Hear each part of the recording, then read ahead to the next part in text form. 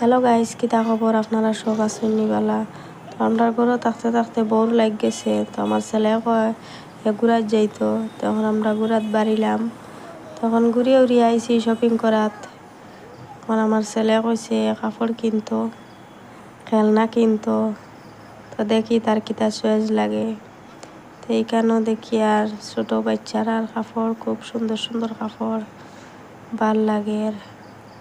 তো এর মাঝে কোনটা আপনারা চয়েস হয়েছে আমার কমেন্ট করে জানাইবা। আমার ছেলের লাগে কিনতাম।